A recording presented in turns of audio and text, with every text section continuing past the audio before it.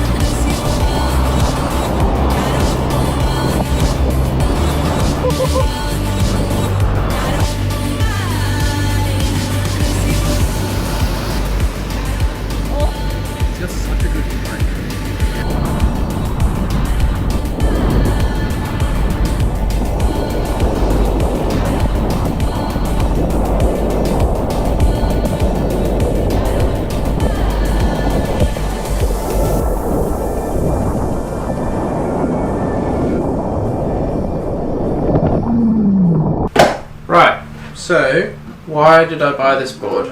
To answer that question, we could start by saying I really like mid-lengths. Everything that comes with riding mid-length, essentially. More fun, more waves, but more than that, I like how they feel. I like having more rail, extending my turns. I'm not very good at surfing. It's good for intermediate surfers, in my opinion, to ride mid-lengths.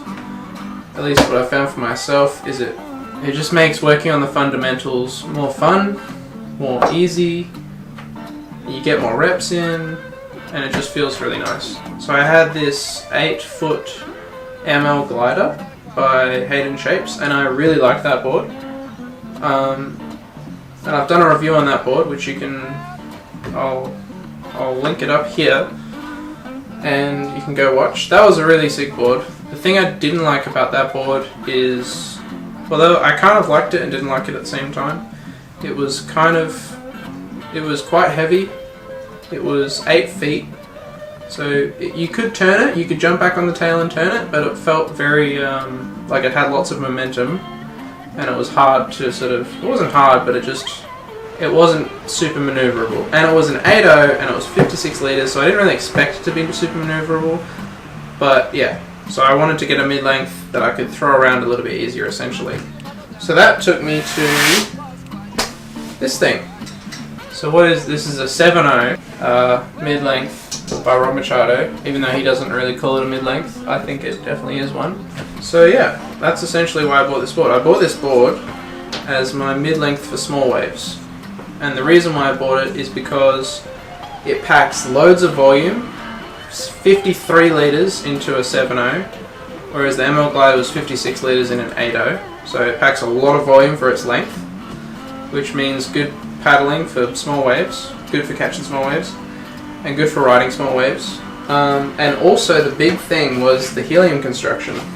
That's a H for helium construction, so that was another big thing. It was the helium construction, the twin fin, the volume in a shorter package, and the V. And we'll talk about the V in a bit, but because of that construction, it's super light. It doesn't look like I have any deck compressions, which is pretty cool. And because it's super light, it feels much less tracky and heavy underfoot.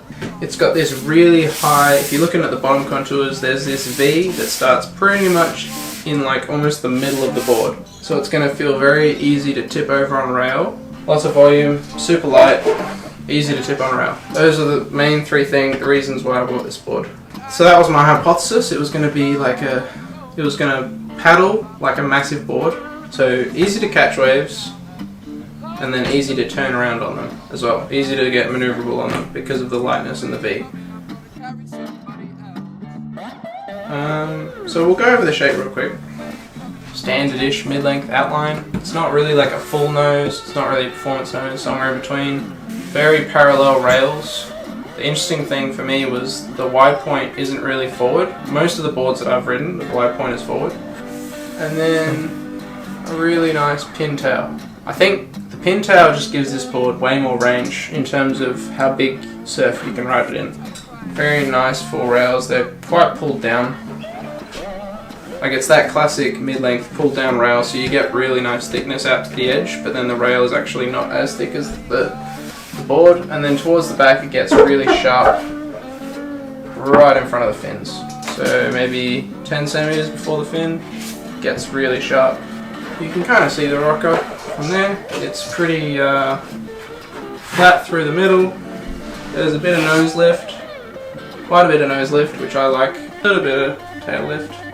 And the contours are probably the most interesting thing about this board. You've got a single starting about here, and then a super pronounced V right here in the middle of the board that stretches all the way through.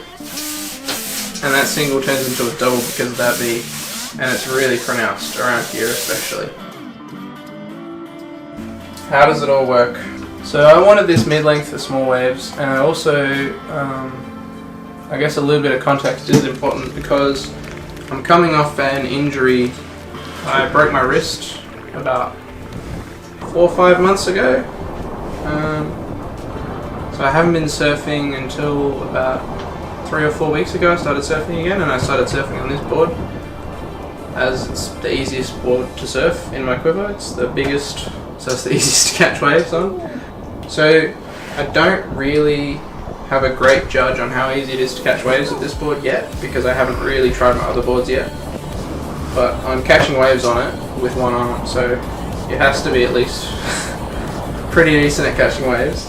So because of that, my surfing's not really up to par either. So I think I'm going to do a second review on this in like another 6 months when I've really gone back down to my short boards and then come back up and can really like judge it.